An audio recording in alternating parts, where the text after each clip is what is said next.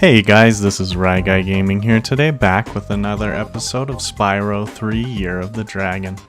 Today we are going to be doing Fireworks Factory, which is down in here.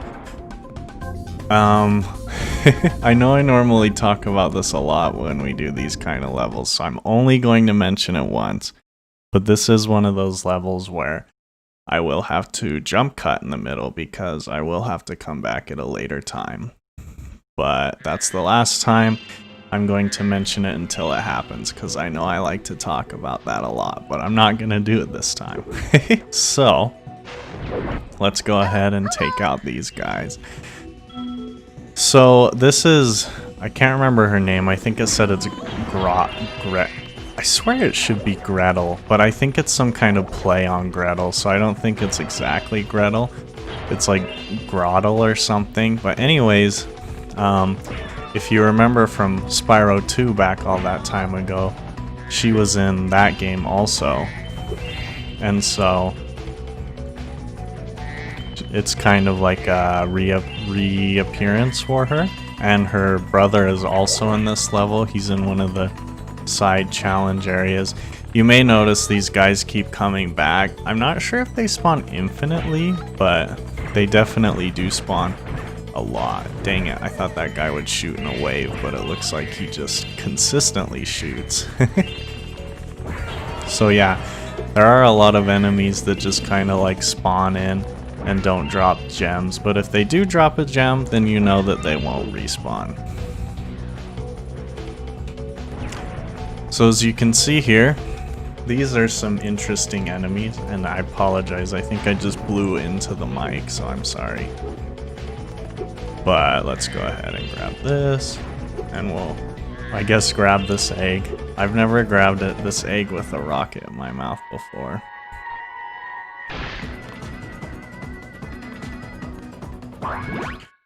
Alrighty, so now we have 104 eggs. Wow. Ooh, gosh, dang it.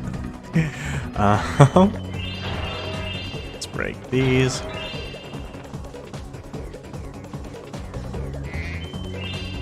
And where did the big guy go? Oh well. We'll blow this up. Jeez, those gems flew far.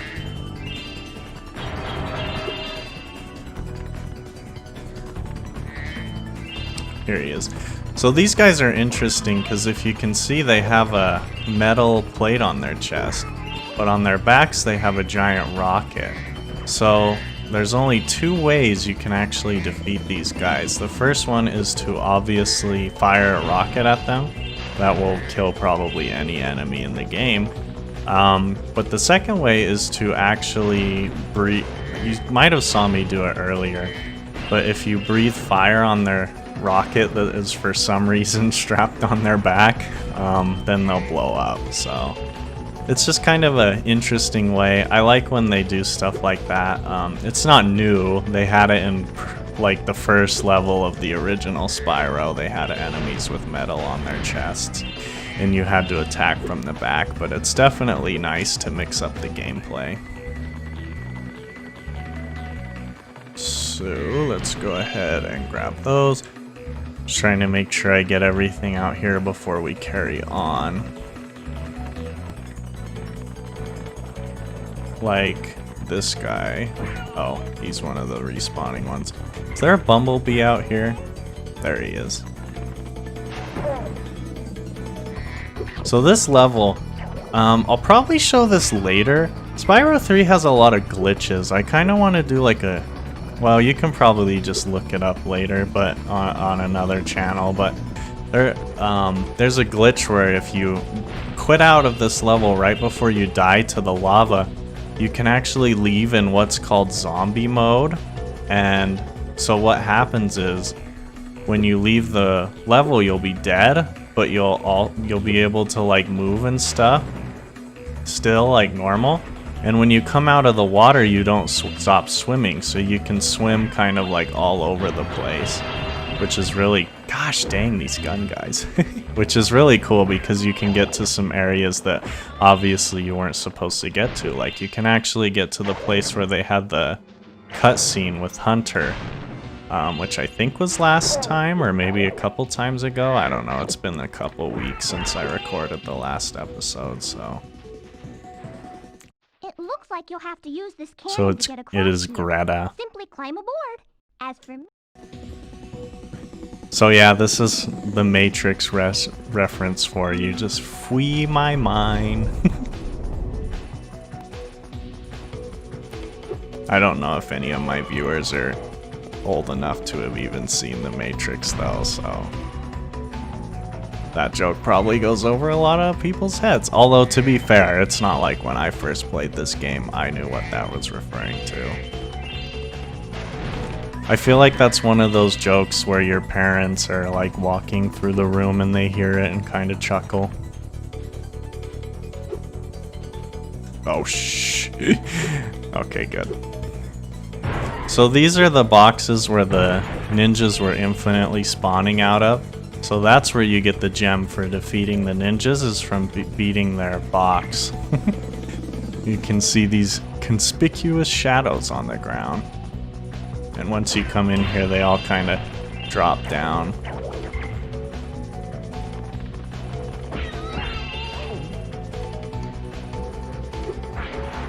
Let's take care of these guys, and does it respawn? Yep. Well, I knew it respawned. I meant did it respawn? Alrighty, those guys are done for. So now we can take out these boxes. Oh, I guess it's actually faster to just charge into them. For some reason, I thought you would bounce off of them. For some reason, I thought there were ninjas in here, but I guess not.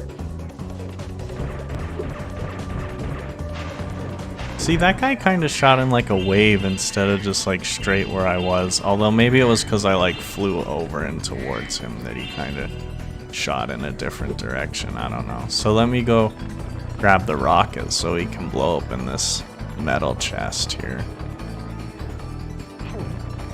So I just barely finished the Batman series on Saturday, I think. So I'm trying to decide which series to start, and I think some of those gems just fell off the edge. Gosh dang it. So I guess you'll have to... Yeah, I think they did. So I guess you'll have to tune in to see what series I do next. It'll probably be something old, just like a lot of my videos, but we'll see. Who knows? Maybe it could be a newer game. Where is the bumblebee? I don't like having a blue spark, so I missed those anyways. That would have sucked if I got to the end of the level and had to go look for those.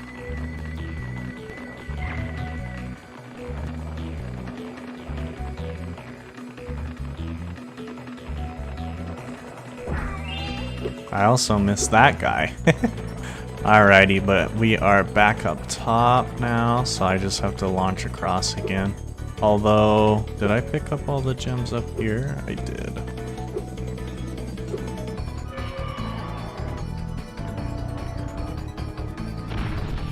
So as I've been playing Spyro, I've been thinking a lot about 3D platformers, just because they're one of my favorite genres.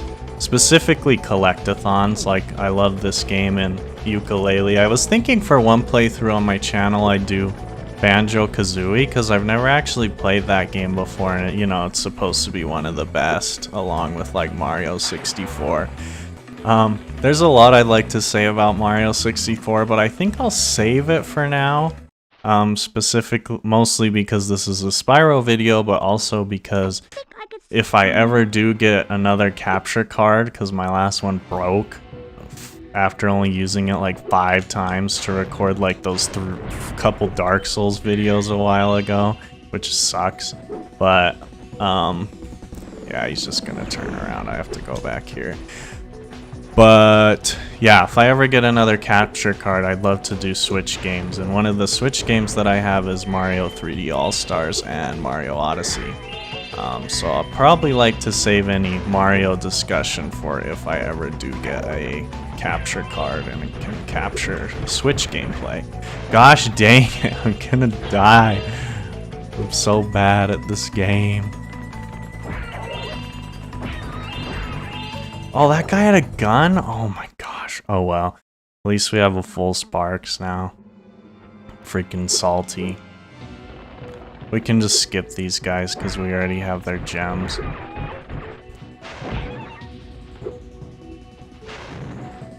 So you'll see me charging these guys. It's because they're actually pretty hard to flame because every time you try, I realize I haven't showed this off yet. They like flip backwards.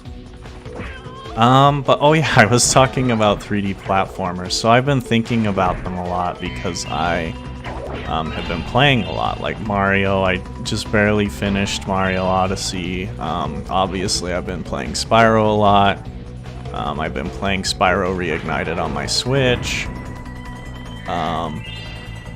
And obviously this series, but I think I'll do a Banjo-Kazooie playthrough sooner or later. Maybe I'll record it, maybe I won't. I'd like to do something on ukulele eventually one day, even if it isn't a full playthrough. I think that game gets a lot of flack. Some of it deserves, some of it not. And then I've also been looking at a Hat in Time that also looks like an excellent platformer. I haven't really seen anything on it though, so I'm kind of excited. I'm really bad at not spoiling myself on games, but games like Ukulele and A Hat in Time, I've done really well on not spoiling myself on those. But anyways, I really think the 3D platformer collectathon genre could use a revival. I know games like Ukulele and Hat in Time did a good job at doing that, but if you think about it, those are really the only two recent ones that I can think of, or at least the only ones that get talked about.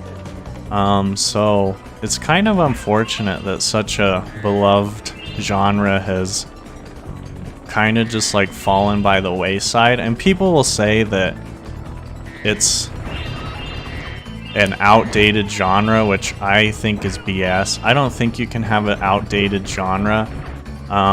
I think you can have a genre that hasn't had like new life breathed into it for a while, like the platformer collectathon. I think there's some innovation, there's some room for innovation if we want to see the genre continue, but I definitely don't think that it has been played out like people say. I think people are just focused, game developers right now are, and even the players to be honest, are just focused too much on nostalgia pandering and the way these kind of games were when they were younger. So I'm really hoping games like, oh yeah, I totally forgot about Crash 4, whatever the heck it's called, It's About Time. That's actually probably the newest platformer collectathon that's out right now, and apparently it was received pretty well. I don't have a PlayStation. I'd like to get a PS5 maybe one day, because there's so many freaking exclusives now, but Hey. I think it's funny that it shows that egg going down there, but then they just give it to you anyways. I don't know why they don't make you go get it, but oh, I lost my train of thought now. I was talking about PS5. So yeah, but PS5s are basically impossible to obtain unless your first name is Stream and your last name is or if your name is YouTube and your last name is So I guess those two brothers, they get their PS5s, but or sisters. I guess you could have female streamers and YouTubers, you know, but sorry, I'll shut up. But yeah, that egg did open a nice little shortcut here. So this is the beginning of the level, but now we can just boost back to the front. But yeah, PS5 has a lot of nice exclusives, which I get why they do exclusives. I don't like them. I wish they would die, but I see the point. Like, if every console had no exclusives, really the only one that would have any kind of selling point would be Switch, just because of its portability. but like Xbox and PS5 are basically the same. You can have arguments about their capabilities all day, but they're basically gonna play the same tier of games. So I never get that when a new console comes out, why people argue over the specs, because we all know they're going to be playing the exact same type of games. Most of the time even the same games, and they'll usually look the same because the console ports always look the same. Sorry, I'm just kind of going around and getting the gems before I focus on the challenge, and I'm kind of finishing up my thought here with consoles before I carry on. But yeah, it's kind of unfortunate that Crash is a I think it's actually on PS4, but if I was to get a PlayStation, I'd probably just wait for the 5. But I think it really is unfortunate that it's an exclusive, because that means that Spyro 4, which I know they're working on, I don't think they've said anything, but there's been like hints and they're working on it. But it just basically confirms to me that it's going to be a PlayStation exclusive, which means if I want to play it, I am going to have to get a PlayStation, which sucks. I don't know. But yeah, anyways, that's enough of that. Let's focus on this. So this is one of the dumbest challenges in the game. It's even worse on Reignited. Hopefully we won't have too much trouble, but it just seems, what the heck hit me? It just seems like the gliding is easier to control on the original Spyro than it is in the newer ones. Or at least like gliding and aiming your fireballs. I think the fireballs might even have a bigger hitbox here. But basically we have to kill these, what are they called? Like Chinese dragons? I think there's another name for them, but I don't know it. But basically, if you don't kill them fast enough, they'll actually regenerate their health, which is kind of a dumb mechanic. Like, I know it adds to the challenge, but sometimes they get in like a loop where it's kind of hard to hit them, and so they can just regenerate a lot of their health really fast, and it can get really frustrating, especially when they're basically, you get them all the way down to the end and they're basically just ahead. So I do apologize too, because basically the best way to hit them is obviously just to spam the fireball, so you're going to be hearing this noise a lot. One thing, what the heck? Their fireballs are not showing up very nicely, but one thing that I do think is... Oh, that one I saw. I do not want to die because I do not want to start over. One thing that I do think is kind of nice that they at least thought about is that you don't have to collect the power up, like it doesn't run out. So I think that's nice that they thought about that, because having to collect the power up every time would be annoying. I want to focus the red one, but I guess it's pretty much stupid to follow them into these tunnels, because you'll never catch up to them, at least from my experience. At least I don't think you will. And it can kind of be dangerous to try to cut them off, because usually they'll try to like shoot you when they come out of the... See, like, let's try to... I guess that wasn't too bad. But you definitely lose a lot of speed. Especially when you're going that one and you have to, like, make your way back out. Oh, we almost got him. Come on, buddy. Yeah. Alright, so now he's dead. He'll never come back. And I am noticing the fodder doesn't seem to respawn on this version, which is concerning, because I only have 2 hits, and if I die, then I'll have to kill both of them again, which does suck, but oh well.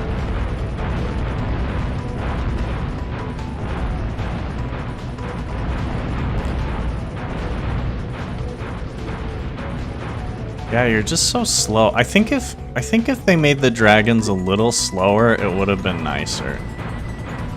It's just super hard to keep up with them because you're super slow, and so Yeah, like if they go into there, there's no point because they'll just keep turning corners and you won't be able to hit them. And I hate when they come out of the one tunnel just to go into the other one. Where did he go?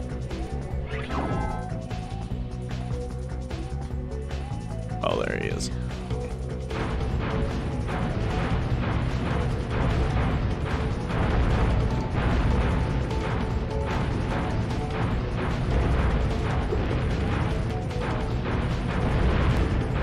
Oh my gosh, he has one more hit. Where did he go? He just juked me. Oh, there he is. Probably has 2 more hits now. Okay, we got him with the double shot.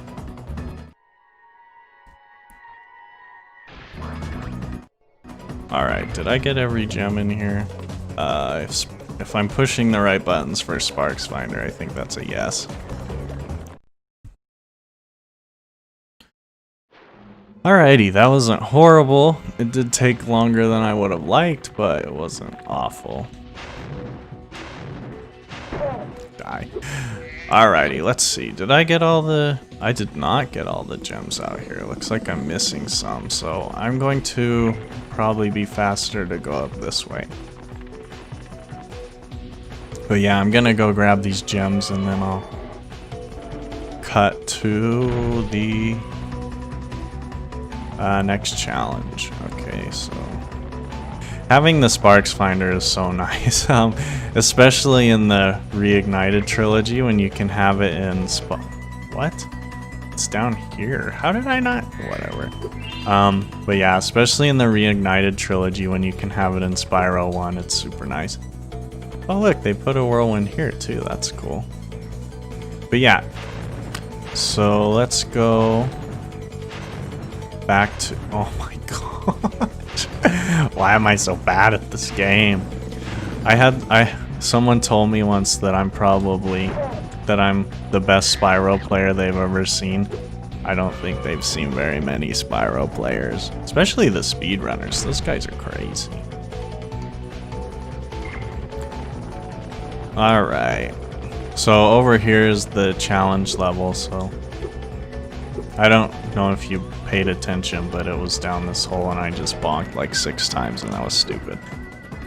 Here it is. So yeah, this is our monkey.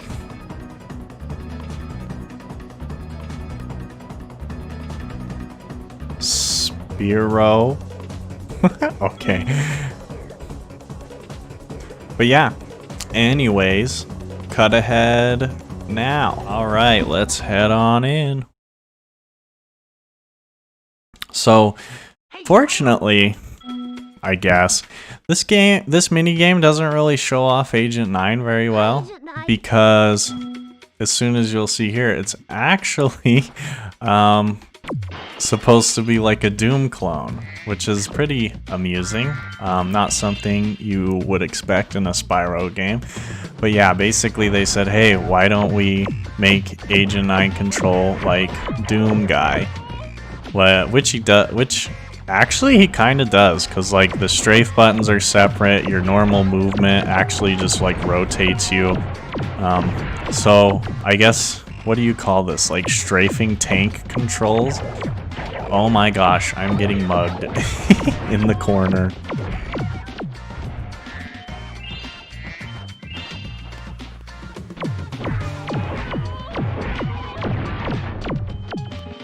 So yeah, it's not the funnest side activity, but it's definitely unique. That's for sure.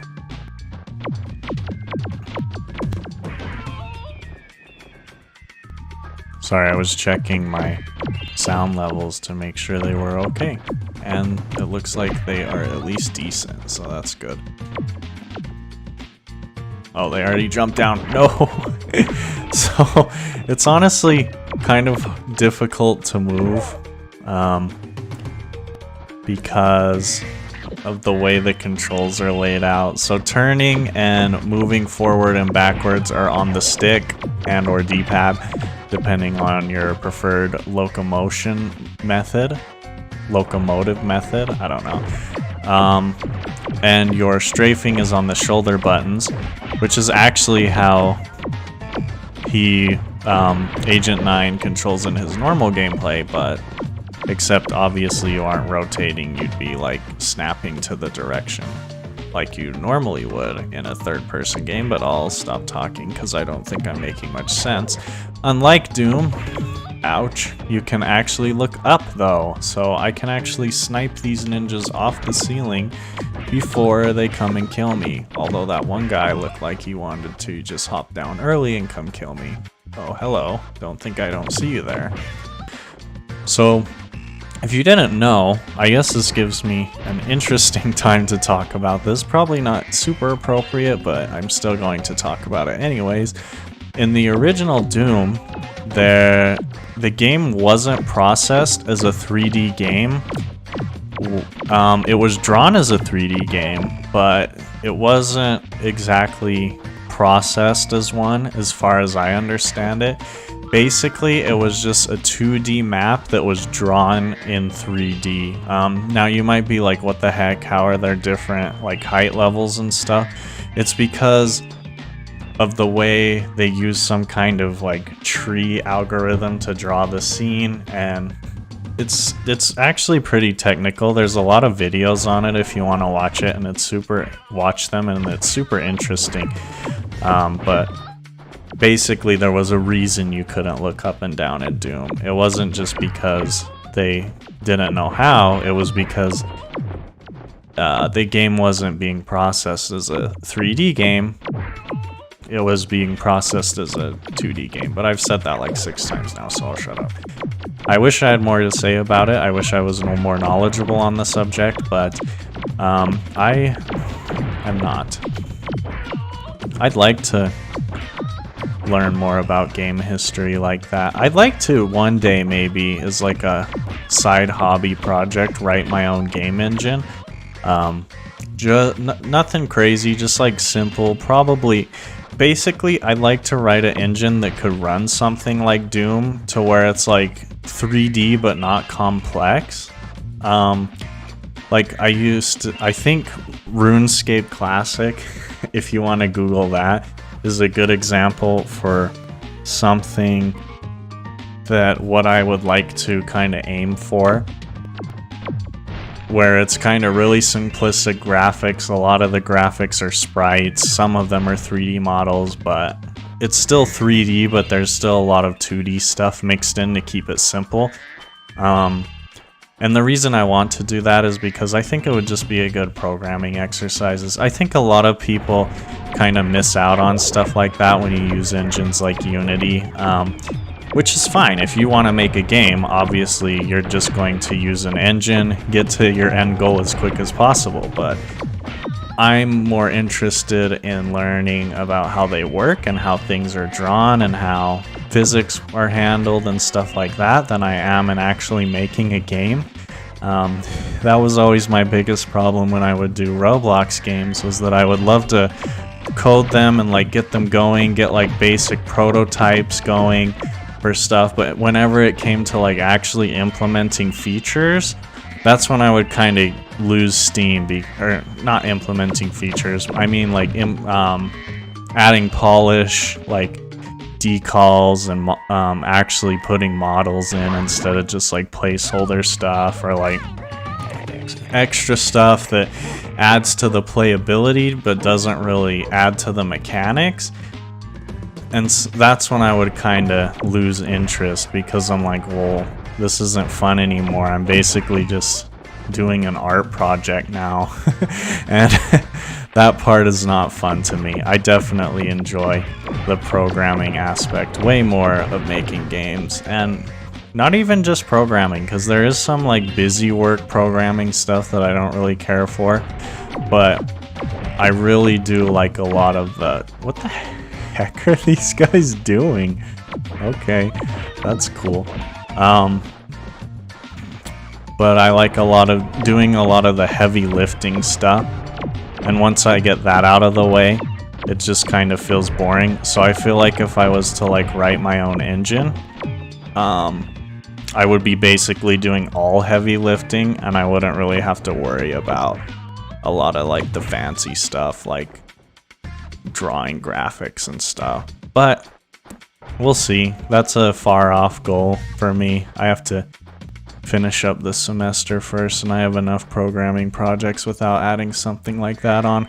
I can't remember if I've talked about this before, but I actually took a class called game programming in hopes that it would be kind of like an engine physics, like graphics drawing kind of thing. But it unfortunately wasn't. It turned out to basically just be a Unity class. I don't know why they didn't just call it Unity. Or at least I would have called it game design instead of game programming. Don't get me wrong, we still did plenty of programming. We got to make a game in groups or by ourselves if we wanted. Or not if we wanted. The game was the like final project. Like we didn't have a final. Our final was making the game, but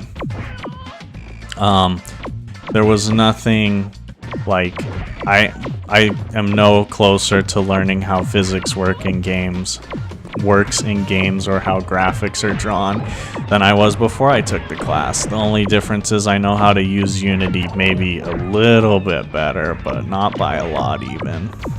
And that can also be mostly put on me. I did a game that was a little more comfortable for me just so I could get a good grade.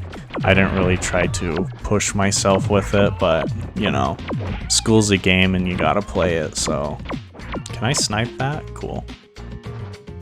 Because I'm sick of all these infinitely spawning dudes. I just want to shoot these guys off the roof.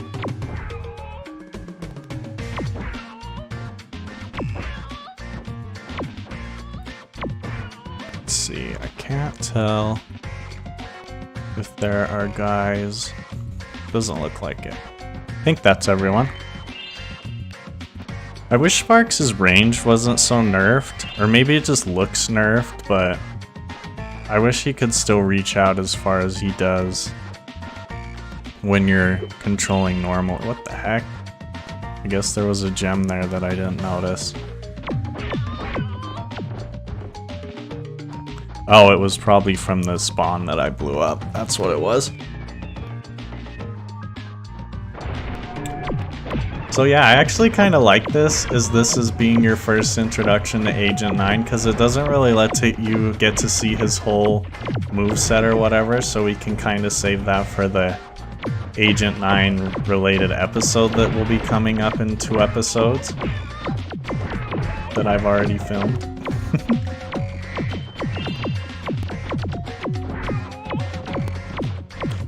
Yeah, basically if you just keep moving and spamming the gun, you'll probably be fine. Is there anything in here? Oh, yes there is. There's dudes in here. I don't know. I know I've been talking about game design in this episode, and I talk about it in the Agent 9 episode too, but that's just because that's what I've been interested in recently, just kind of thinking about different elements and stuff. Probably like once every couple months I get like an urge to make my... I actually want to kill that spawn first, because that's the one that spawns the gun guys. Oh, they both spawn gun guys. They seem to like alternate. That's annoying.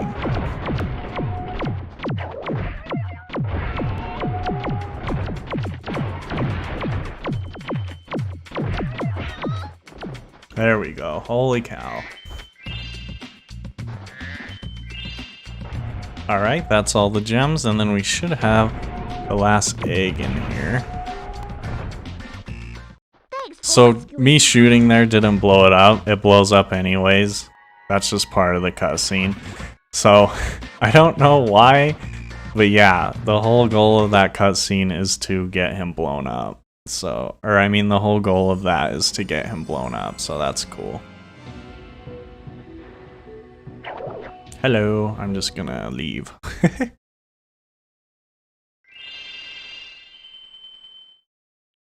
Alrighty, so that finishes up Fireworks Factory. So next time we are going to be doing... What are we doing next time?